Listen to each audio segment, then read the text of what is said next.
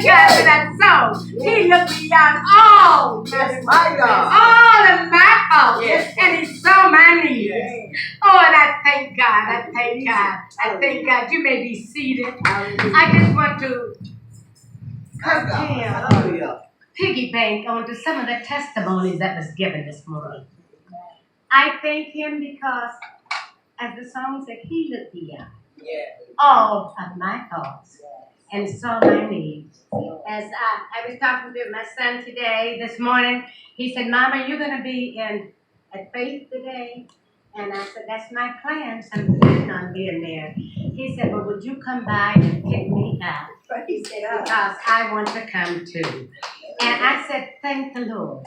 And it looks as if I know when I got here, it was late. It was 1 o'clock. And you know what? I'm a person that does not like to be late. And I told him, I said, Byron, I said, you know what? I just don't know. And I said, I was going to talk about Esau. But then when I thought about what the Lord had brought me through today, when I thought about how he protected me, gave me traveling mercies on the highway. It's 60 miles, between 58 and 60 miles to drive down here. And I'm normally here at 12 o'clock or no later than 10 after. And I was thinking, I said, Lord, you know, I thank you. Yes. But the traffic was back to back. It was bumper to bumper. I came across the Skyway Bridge, and about 15 miles before I got to the Pay Bridge, it was just bumper to bumper. I called him, I said, I'll be there by 12.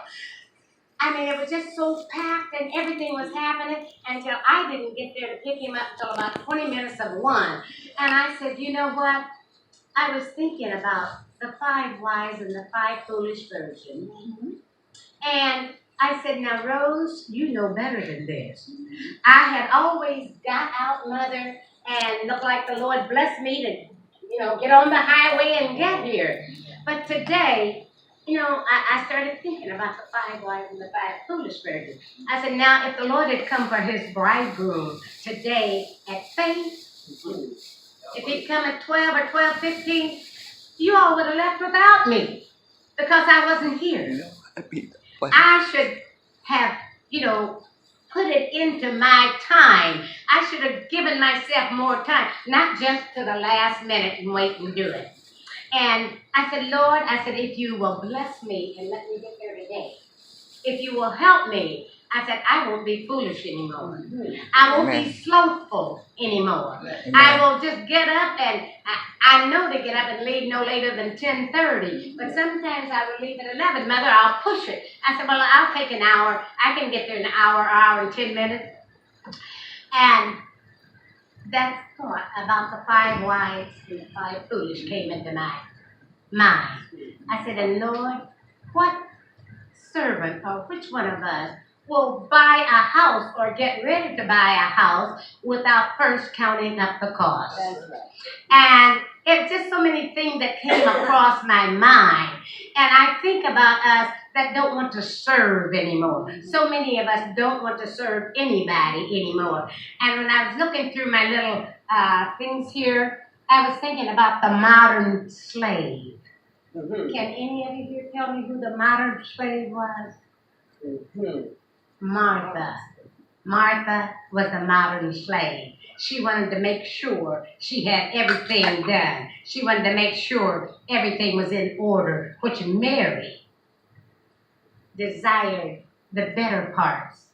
She wanted to hear the word. Yes, she did. Martha was so busy and concerned about the things that's going on today. And sometimes we can miss out. And I listened to the testimonies. They've been talking about how good God is. Yes, he is good. How wonderful he is and how he just keeps on doing great things for us. And yes, he does. But you know what? One scripture kept pounding in my mind. Is God's spirit does not strive with man always. That's right. He's not going to put up with my slothfulness always. That's right. He's not going to put up with me not counting up the cost before I build a house. That's right. So there's so many things that this was a lesson to me today.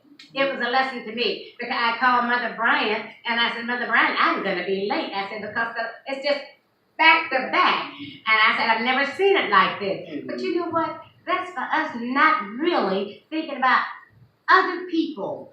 Things can happen. Anything can happen. I listened to Mother talking about she was so sick she couldn't move. Well, I kept looking out this morning when I didn't see her. I said, well, I wonder if she's sick, because I've never known her to be this late coming in. I said, Lord, I wonder if she's sick. And I didn't want to call her and hold her up, on the phone, thinking that, well, I got to get this phone. Because, I know what it's like to be a pastor's wife or to be a pastor. My husband was a pastor, and there's times he would go and leave me if I wasn't ready. So, so many things that can happen. And when you think about this and think about you pushing God right to the last minute, we're not counting up the cost. We're not giving him the opportunity to make a way for us, because we know that he's there for us. I said we get up every morning and we might want to come and sit down on this chair. We just go and sit down. That's right. We don't even think about the chair not falling or holding us up.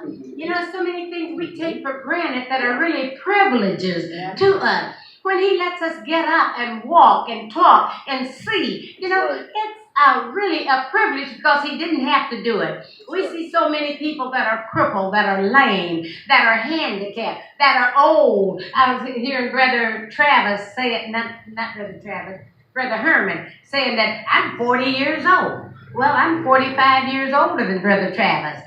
Brother Herman. I'm 85. And some other lady talked about how old they were. And I said, you know what? God, you're good to me. I thank you. I thank you. A couple of weeks, about a month ago now, it was, that I fell up the stairs, not down the stairs, and that was a blessing for me.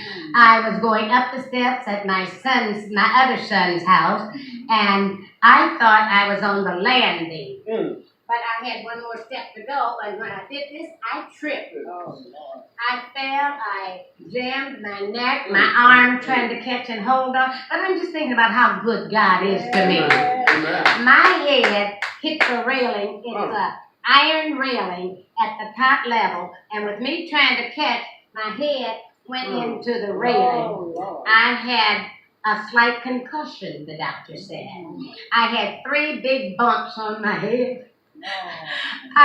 It was bruised. He looked at my head and he said my head was all bruised. But you know what? I said, thank you, Lord, for letting me fall up and catch myself. There were 7 cement steps that I could have tumbled down backward. But see, God is so good. I mean, he looks over us. He just keeps on doing great things for us. And we need to keep on keeping on. A lot of us don't like to be slaves. We don't like to be that terminology. I ain't no slave. And sometimes the wife said, well, I'm not a maid. You didn't marry me to be me for me to be a maid, But a lot of people, we don't like waiting on people. But we should, because the Lord waited on us. I mean, he sat there and he delivered us. Whatever we were in need of, God saw that we had it. All we have to do is look up to him and live. Just look up to him and thank him. There's so many things that we need to thank God for. When you're hurt, and my husband used to laugh at me because if I hurt myself, I said, oh, Lord, thank you, Jesus. He said, well, why are you thanking him? You hurt yourself. But it could have been so much worse. That's what I'm talking about. Regardless of what happened. I said, with me falling into that cement and to the metal thing, I mean, it really hurt me. And the side of my neck, it jammed it. But I thank God. I thank him because he just kept right on doing great things for me. I stayed down. The doctor says that you have to stay down and, just do what you need to do. Rest, don't do anything. So, that we have to take, and I was just hearing Mother talking about how Luke and all the others were physicians, and that is true. And sometimes we get so holy or so sanctified that we can't take the medicine that the doctors has prescribed for us. And then, but in his day, Luke was a physician. He had medicine that he made out of herbs and different things. And he taught them how to do and what to do and how to do it, and when to take it and where to take it. As Mother said sometimes, we decide, well, I don't need it today. I had it yesterday. Yeah, it's true. I had it yesterday, so that'll tide me over until tomorrow. So we take it into our own hand to try to do what God has already prepared for us. We sit there and we talk and we fuss at ourselves sometimes because, well, I don't know why I have to do this. That's right. I don't know why God didn't let me do that. Well, I don't know why. Well, my children, well, my pastor, well, my sister, my son, my brother Travis, all these things, well, they could have done this for me, That's but right. then you can do things for yourself. That's And right. this is what you do for yourself. My son there asked me one time, said, well, Mama, do you want me to do such and such a thing? I said, not now. This I can do for myself right now. That's right. I said, so whenever it gets to the point where I cannot do for myself, then you will know that I really need it. And you know what? That's what we should all do. We should do for ourselves as long as we can do it. Please, when you can get up and come to church, get up and come to church, because tomorrow you might not be able to. That's I right. remember my son had a concert up in, where was it? Dubuque, Iowa. He had a concert up in Dubuque, Iowa. And he came back and he was sick.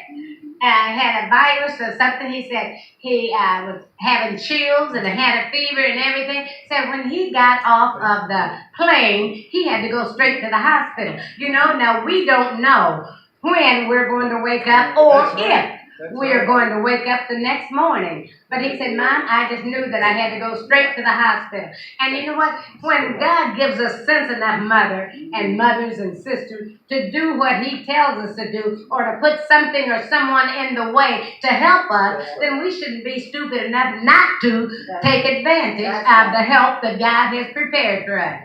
I look at Sister Trina, and I just love that Christian automobile, Sister Tina. And so many things she said that she's gone through, and you know, and still going through. We all go through something, but it makes us strong. And our trials only come to make us strong. Sister, I don't know you back there, but keep on praying for your family. Keep on, you know, keeping them lifted up before the Lord. Keep on coming to church. You know, they're gonna say, "Well, you don't have to go to church." Well, you don't have to, but you pay the consequences a lot of time by not going. And it's just so important that we give God the glory. It's so important that we will be a modern slave. And the Bible said, as much as Christ has suffered in the flesh, for us to armor ourselves likewise. Having the same mind. That's and right. just because we go through some suffering down here, don't think that it's all over. Because they say it's not over until the fat lady sings. But until God comes back for his own, when he comes back for a church, as I say, without spot or wrinkle, we've got to quit getting caught up in the names and denominations and things.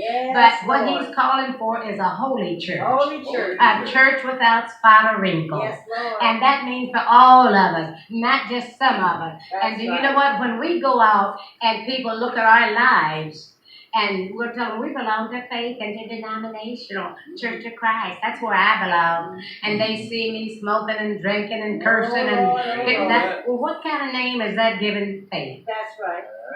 What kind of name is that saying to you for you to live right? We're supposed to be holy every day, not just on Sunday or just on Saturday. The Bible said every day.